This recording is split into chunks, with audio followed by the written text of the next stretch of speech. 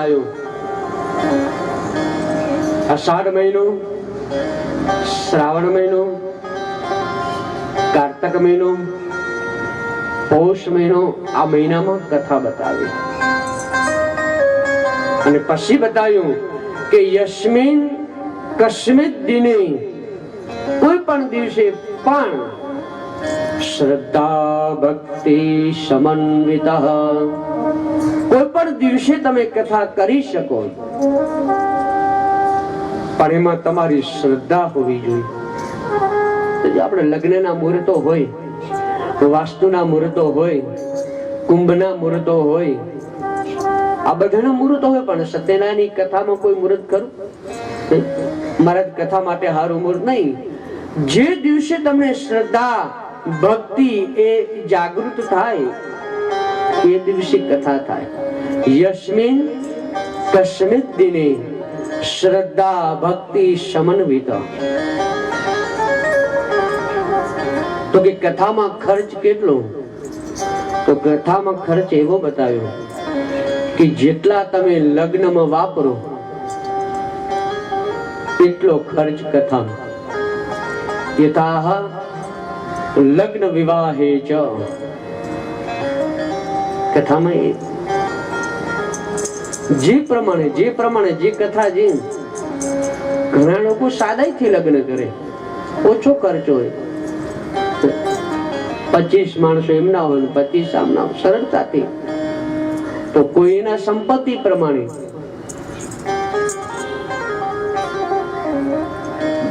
ઘણા લગ્નમાં 50 લાખ, 10 લાખ, 20, જેની જેવી સંપત્તિ. એમ કથામાં પણ જે તમારી જેટલી તમે જે લગ્નમાં એ પ્રમાણે કથા. પણ શ્રદ્ધા ભક્તિ સમન્વિત, તમારી શ્રદ્ધા ને વિશ્વાસ થી કાર્ય કરી એ જ કર્મનું ફળ મળે. આ બધા એક કથા માટેના નિયમો બતાવ્યા અને એ જ મહાત્માને પૂર્ણ કરી ભાગવતના પ્રથમ સ્કંદની શરૂઆત કરી. શ્રીમદ ભાગવત ની કથા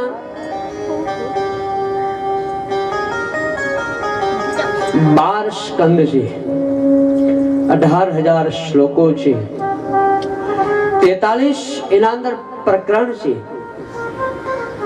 અને એ શ્રીમદ ભાગવત ની અંદર સૌથી પહેલી શુભ શરૂઆત થાય ક્યાંથી?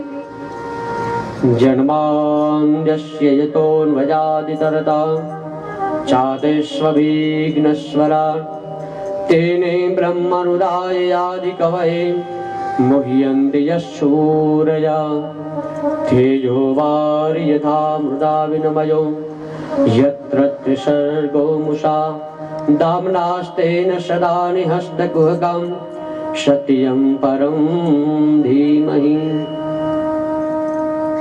જકારથી શબ્દની શરૂઆત કરી. કારણ કે પહેલો શબ્દ કયો લખવો? કોઈ પણ તમે શુભ શરૂઆત કરો ત્યારે કવિ હોય, સાહિત્યકાર હોય, લેખક હોય ને, એને ખબર હોય કે શબ્દમાં શું ફેર હોય. પહેલો શબ્દ લખ્યો છે જન્માંદ્યસ્ય યતોન્વયાદિતર, જકારથી શરૂઆત કરી. કેમ પહેલા જથી શરૂઆત કરી? કેમ ક ન લીધો? કેમ પ ન લીધો? જત કેમ લીધો? તો ઋષિઓ કહે છે કે વેદ વ્યાસજીએ 17 પુરાણો લખ્યા, પણ છતાં પણ વેદ વ્યાસજીનું હૃદય દગ્ધ બન્યું. એમ તો મેં આટલું બધું લખ્યું તો હજી મને કેમ એમ થાય કે હજી મેં કશું લખ્યું જ નથી. હૃદય જ્યારે દગ્ધ બને અને દગ્ધ બને ને ત્યારે જકારથી શબ્દ શરૂઆત થાય. ગોપીઓ ભગવાન પાસે હતી અને ભગવાન એકદમ અદૃશ્ય થઈ ગયા. અને એ જ્યારે ભગવાન અદૃશ્ય થઈ ગયા ત્યારે ગોપીઓએ ભગવાનને બોલાવવા માટે જે ગીત ગાયું જેને ગોપી ગીત કહેવાય, એમાં ગોપીઓએ શરૂઆત કરી જકારથી. જયતિ તે દિગમ જન્મના વ્રજ શ્રયતે ઇન્દિરા તસ્વદત્તૈ. જકારથી શબ્દ શરૂઆત કરી. દેવતાઓ ભગવાનની જ્યારે જ્યારે સ્તુતિ કરી, પ્રાર્થના કરી, ત્યારે પણ જથી શરૂઆત કરી. જય જય પ્રભુ શાશ્વતા. જકારથી, કારણ કે હૃદય દગ્ધ બને ત્યારે પહેલો શબ્દ જય નીકળે. અને આ શુભ શરૂઆત કરીને ભગવાનને ઠાકોરજીનું વર્ણન કર્યું. ભગવાનને પહેલા શ્લોકમાં વર્ણન બતાવ્યું. પહેલા શ્લોક એનો છંદ છે શાર્દૂલ વિક્રીડિતમ. જે છંદ ભણ્યા હોય એમાં અલગ અલગ પ્રકારના છંદ આવે. અનુષ્ટુપ છંદ, નલિની છંદ, વસંત તિલકા, આવા અલગ અલગ પ્રકારના છંદ આવે. તો છંદની અંદર પહેલો શ્લોક શાર્દૂલ વિક્રીડિતમ છંદ લખ્યો. કેમ પહેલા અનુષ્ટુપ છંદ ન લખ્યો? શાર્દૂલ વિક્રીડિતમ એટલે લખ્યું. શાર્દૂલ એટલે સિંહ થાય. આ ભાગવત એ સિંહ સમાન છે.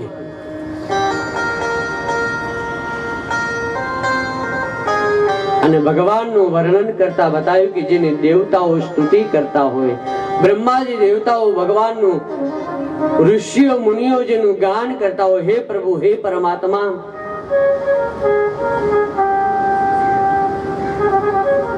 અને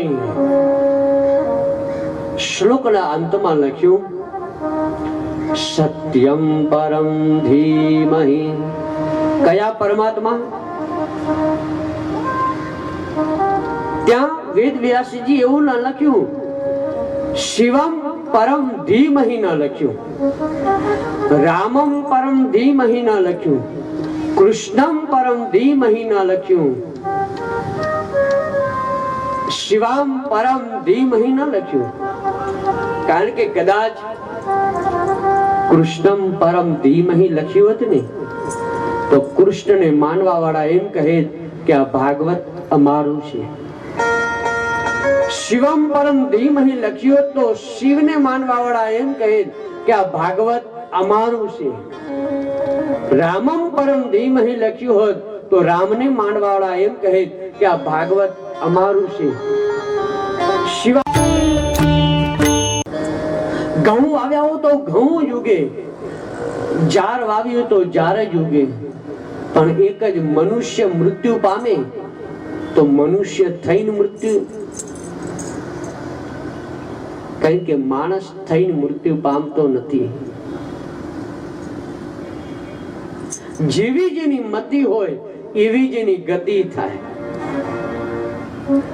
અને એ જ નારદજી કીધું કે ભગવાનની કૃપાથી મને દેવ દત્તા મીમામ વીણા, અમને વીણા મળી. ભગવાનનું સતત હું સ્મરણ કરું છું. માટે વેદ વ્યાસજી આપ ભાગવતની રચના કરો. અને એ જ વેદ વ્યાસજી ભાગવતની રચના કરી નારદજી પાસેથી કથા સાંભળી. શુદ્ધ નામના પુરાણી ઋષિઓ કહે કે નારદજીને ભાગવત ક્યાંથી મળી? તો કહે છે કે ભગવાન નારાયણ એક ક્ષીર સમુદ્રની અંદર હતા અને એ કમળમાંથી બ્રહ્માજી પ્રગટ થયા. બ્રહ્મા જે સૃષ્ટિની ઉત્પત્તિ કરી અને એ વખતે ભગવાન નારાયણે બ્રહ્માજીને 4 પત્ર આપ્યા, જેને ચતુર્શ્લોકી ભાગવત કહેવામાં આવે. એ બ્રહ્માજીએ નારદજીને આપ્યા. નારદજી વેદ વ્યાસજીને કહ્યું અને વેદ વ્યાસજી એનો વિસ્તાર કર્યો. એના 18,000 શ્લોકો કરી વેદ વ્યાસજી એનો વિસ્તારથી પૂર્ણ કર્યો. પણ વેદ વ્યાસજી લખે પુરાણ. વિચાર કરો કે આ ભાગવત બે કઈ રીતે થાય? ત્યારે ભગવાન ગણેશજીને યાદ કર્યા, ભગવાન સિદ્ધિ બુદ્ધિ, ભગવાન લક્ષ્ય ને લાભ, શિવ પાર્વતી નંદનને યાદ કર્યા. આઈએ આપણે પણ ભગવાન ગણેશજીને યાદ કરીએ. ગજાનનમ ભૂતગણાધિસેવિતમ કપિતદંભો ફલચારુભક્ષણમ ઉમાશ્રુતમ શોકવિનાશકારકમ નમામિ વિઘ્નેશ્વર પાદ પંકજમ. પ્રથમ પેલા સમરીએ રે સ્વામી તમને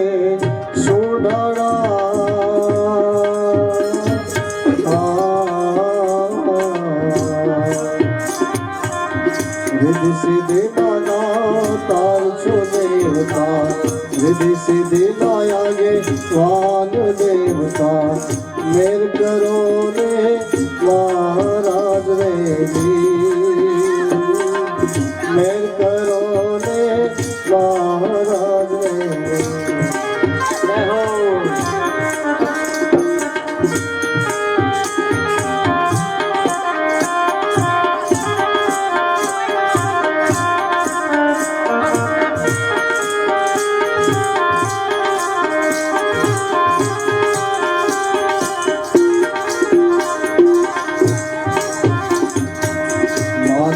कहिए पार्वती रे स्वामी तमने सुधारा,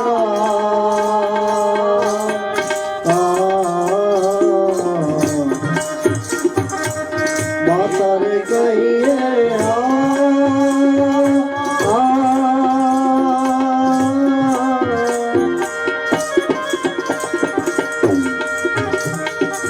माता रे कहिए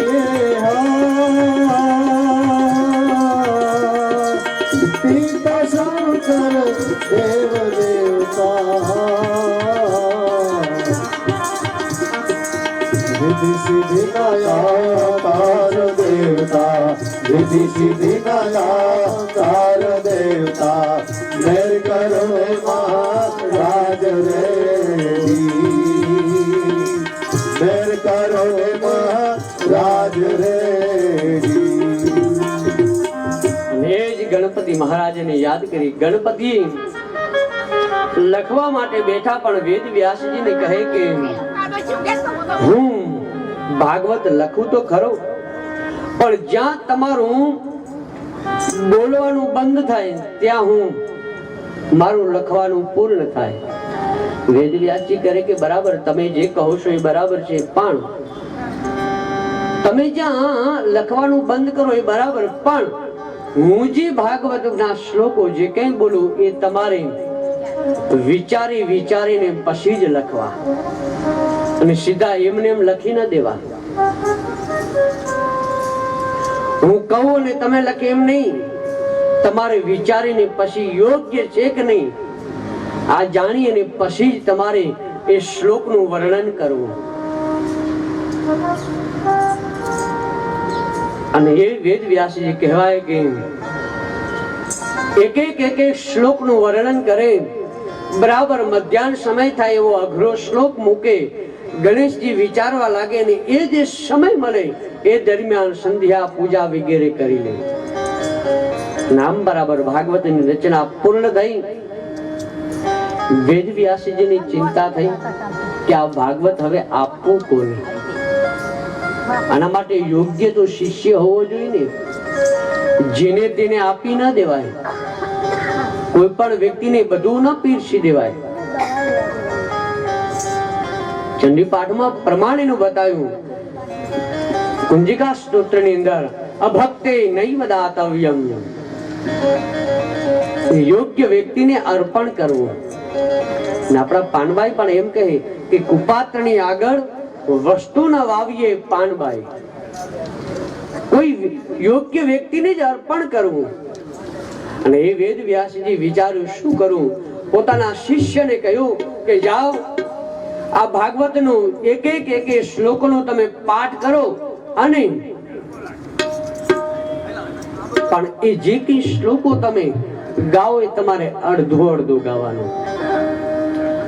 અને એ જ વેદ વ્યાસજીના શિષ્યોએ શ્લોકોનું ગાન ચાલુ કરી અરણ્યની અંદર.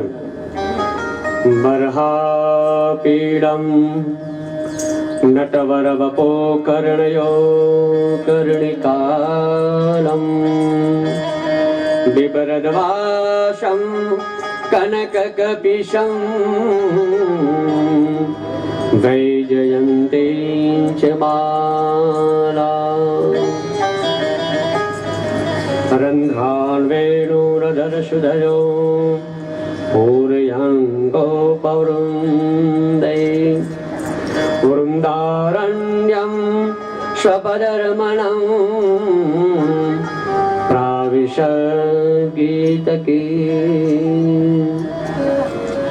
અને આ શિષ્યો જ્યારે ગાન કરે ને આ શબ્દની ધ્વનિ સુખદેવજી મહારાજના કાનમાં પડી. અરે આ કોનું વર્ણન, આ કોની કથા, કોનું વર્ણન થઈ રહ્યું છે? બર્હાપીડમ નટવર વપો, આ કયા પરમાત્મા? કર્ણયો કર્ણિકાલમ બિભ્રદ્વાસમ કનક કપિશમ, જેને ગળામાં વૈજયંતી માલા પહેરેલી છે. રંધ્રાન વેણુ, હોઠ ઉપર મોરલી રાખેલી છે, બંને હાથથી બજાવી રહ્યા છે. પૂરયંગો પવૃંદે, ગોપીઓના વચ્ચેની અંદર ઉભેલા છે ભગવાન. વૃંદાવરણ્યમ, વૃંદાવનની અંદર રમણ કરી રહ્યા છે. આ કોનું વર્ણન છે? સુખદેવજી મહારાજ એક શ્લોકનું ગાન સાંભળતા સાંભળતા ઋષિઓ પાસે આવ્યા અને એ જ ઋષિઓને કહેવા લાગી કે આ કોનું વર્ણન, આ કોને લખ્યું? ત્યાં તો ઋષિઓ ફરીથી બીજો શ્લોકનું વર્ણન કર્યું. અહો બકીયમ સ્તનકાલકૂટમ જિંગાશયાયમ યદવત્રસાદહિ લભેદગત્રિધાતૃજિતો તતોયમ કંવાદયાળુ શરણં વ્રજેશ. જે પૂતના જેને મારવા માટે આવી હતી, અહો બકીયમ સ્તનકાલકૂટમ, વિષ લગાવીને આવી હતી, પણ એ પૂતનાને પણ ભગવાને સદગતિ આપી. એ કોણ ભગવાન? આ કોનું વર્ણન થઈ રહ્યું છે? સુખદેવજી મહારાજ ઋષિને કે આ કોણ, આ કોને લખ્યું? તો કે આ બધું તમારે સાંભળવું છે? તો કે હા, અમને સંભળાવો. તો કે નહીં, આ તો ખાલી સેમ્પલ જ છે. આખું સાંભળવું હોય તો મારા ગુરુ પાસે આવવું પડે. આ પૂરેપૂરું જોવું હોય, સાંભળવું હોય તો ગુરુ પાસે આવવું. અને એ જ વેદ વ્યાસજી પાસે સુખદેવજી મહારાજ આવે, ઋષિઓ પાસે ફરીથી શ્લોકનું જ્ઞાન કરીને સંભળાવે. કસ્તુરી તિલકમ લલાટ પટલે વક્ષસ્થલે કૌસ્તુભમ નાસાગ્રે વરમૌક્તિકમ કરતલે વેણુકરે કંકણમ સર્વાંગે હરિચંદનમ સુલલિતમ કંઠે ચ મુક્તાવલી ગોપસ્ત્રે પરિવેષ્ટિતો વિજયતે ગોપાલ ચૂડામણી.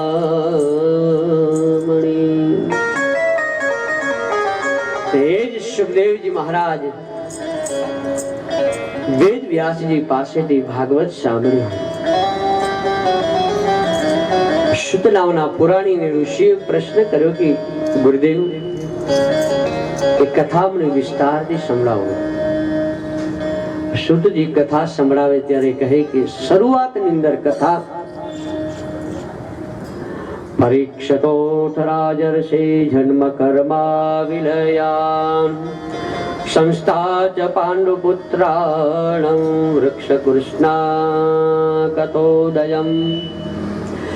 એ પરીક્ષિત રાજાના જન્મની કથા સંભળાવું, વિસ્તારથી બધી ભગવાનની જે લીલાઓ છે તે અમને સંભળાવું. શુદ્ધજી કહે કે આના માટે મહાભારતમાં જવું. કથાની શરૂઆત થાય એ મહાભારતથી શરૂઆત થાય.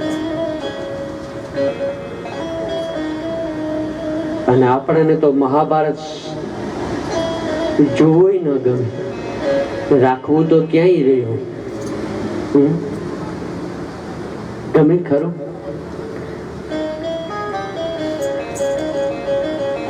હરિદ્વારમાં કથા હતી અમારે શ્રાવણ મહિનામાં.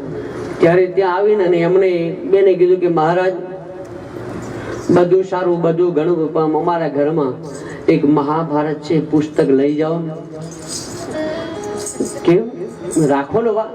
મહારાજ જ્યાંથી ઘરમાં મહાભારત રાખ્યું ત્યાંથી મહાભારત રાખવાથી મહાભારત થતું નથી. મહાભારત એ ઉત્તમ શ્રેષ્ઠ ગ્રંથ છે, પણ આપણે એમાંથી કેટલું સારું છે એ રાખ્યું નહીં. એટલે ઉનાળાની સિઝનમાં કેરી ભરે ને, એટલે કેરી ભરે એટલે અમુકની આદત એવી હોય, દરરોજ 5 કેરી 10 કેરી દરરોજ કાઢે. પણ બધી કેરી કેવી કાઢે ખબર? થોડી બગડેલી હોય ને એ જ કાઢે. દરરોજ 5 બગડેલી કાઢે. એમને થોડી આખી સીઝન પૂરી થઈ જાય, પણ કોઈ દાડો એને એમ ના થાય કે હું હારી પેલા ખાઉં. બસ આપણું જીવન પણ આવું જ છે. સારું ક્યારે ગ્રહણ કરવું જ નથી. મહાભારત રાખવાથી મહાભારત થતું નથી.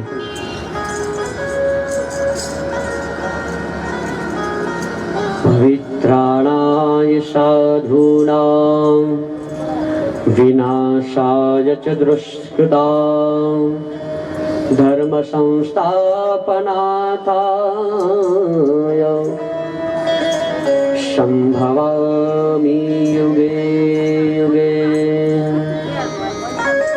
અથ શ્રી મહાભારત કથા. શરૂ થાય આ તો ઠીક છે. જ્યાંથી મહાભારત સિરિયલ આવી ત્યાંથી આપણે જોવા લાગ્યા. કથા હે પુરુષાર્થ કી પરમાર્થ કી. અથ શ્રી મહાભારત કથા.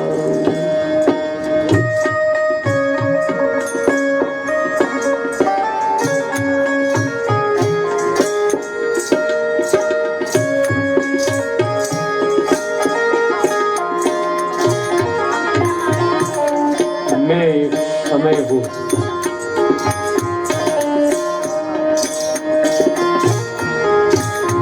પણ જીવનમાં સારું પાત્ર, સારાની યોગ્યતા પ્રાપ્ત કરવી. કથા બતાવે કે જ્યારે યુદ્ધ બરાબર જામી રહ્યું હતું અને એ જ યુદ્ધની અંદર એક કૌરવનો સંહાર થાય. એક કૌરવ જ્યાં સંહાર થતા જાય, એક મૃત્યુ થાય. ના બાજુ દુર્યોધનની ચિંતા થવા લાગી. હવે શું થશે?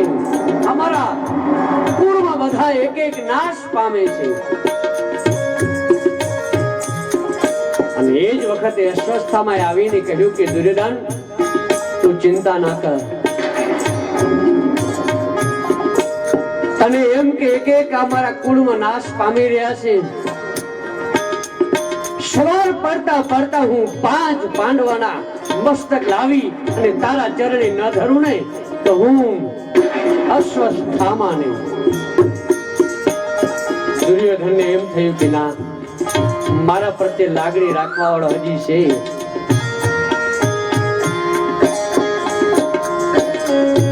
યુદ્ધ પૂર્ણ થયું. ભગવાનની ચિંતા થઈ. ભગવાન યમુનાના કિનારે લઈ ગયા 5 પાંડવોને. 5 પાંડવોને યમુનાના કિનારે લઈ જઈ વાર્તાલાપ કરે કે આવતીકાલે આપણે કોના સાથે યુદ્ધ કરવું, કઈ રીતે યુદ્ધ કરવું. ભીમ કહે, અરે કૃષ્ણ, જે આવશે એના સાથે આપણે યુદ્ધ કરો, એમાં ચર્ચા કરવાની ક્યાં જરૂર નહીં. ભગવાનની ચિંતા હતી.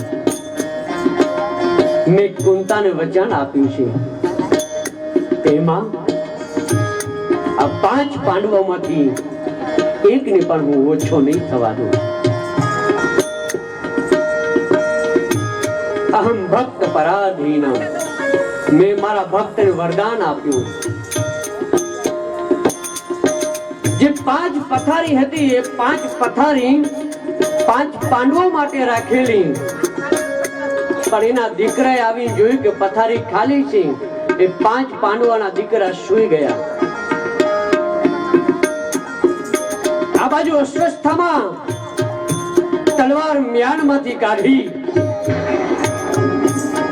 મનમાં નક્કી કર્યું, આ તો 5 પાંડવોના મસ્તક લઈ અને દુર્યોધનના શરણે આપી દઉં. તલવાર ખુલ્લી તલવાર છે. નામ જ્યાં જોયા 5 પાંડવોને સુતેલા જોયા. તલવારનો એક ચાટકો કર્યો,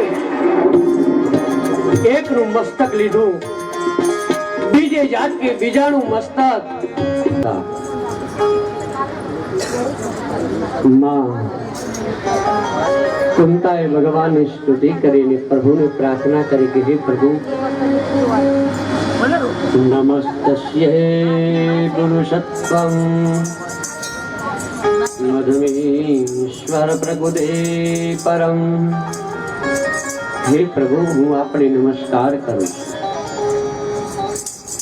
હે પ્રભુ, નમઃ પંકજ નાભાય.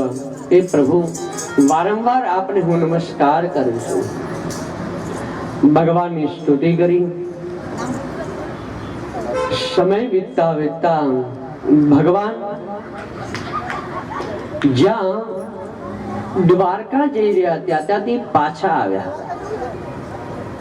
અને બરાબર જ્યાં પાછા આવ્યા એટલે અર્જુનને એમ થયું કે ભગવાન મારા માટે પાછા આવ્યા.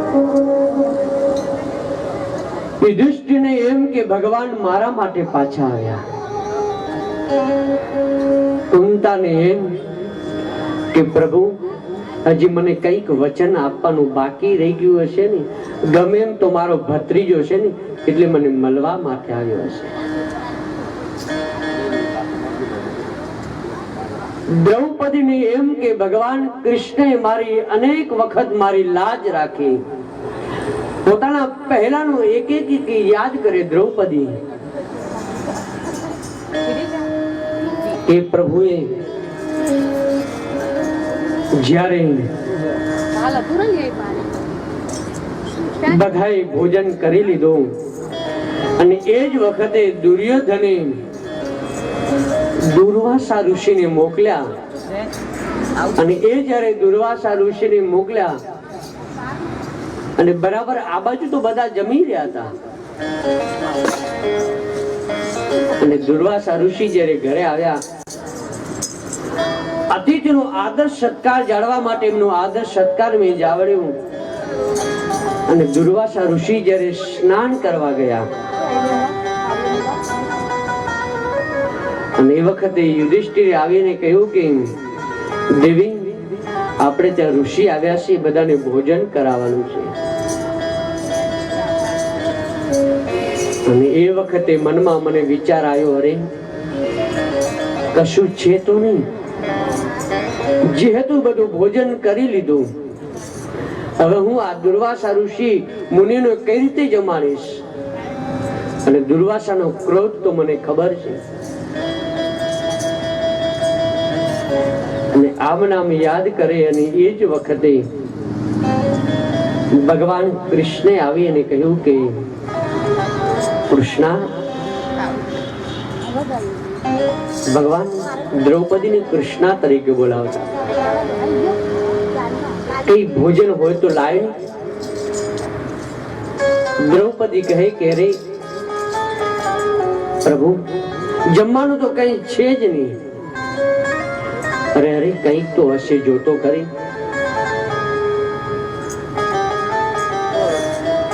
દ્રૌપદી ના પાડે. કૃષ્ણ કહે કે હશે હશે, જો તો. અને આમ જે પાત્ર જે આડું વાળેલું, ભગવાન કહે કે આ લાય આ પાત્ર. અને એ જ પાત્ર ભગવાને લીધું. એના અંદર એક પત્ર જેટલું થોડું વધેલું. ભગવાને એ પત્ર આરોગ્યું. કારણ કે એ જે પાત્ર હતું એ પાત્ર અક્ષય પાત્ર હતું. અને ભગવાને એ જે ભોજન કર્યું એનાથી કહેવાય કે જે દુર્વાસા ઋષિ સ્નાન કરીને આવે અને કહે કે હવે જમવા બેસો, તો કે અમને ભૂખ લાગી જ નથી.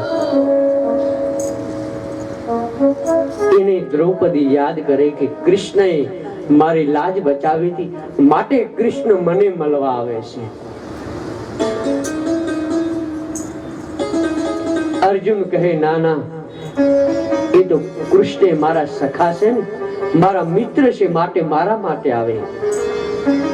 પણ હકીકતમાં ભગવાન કોઈ માટે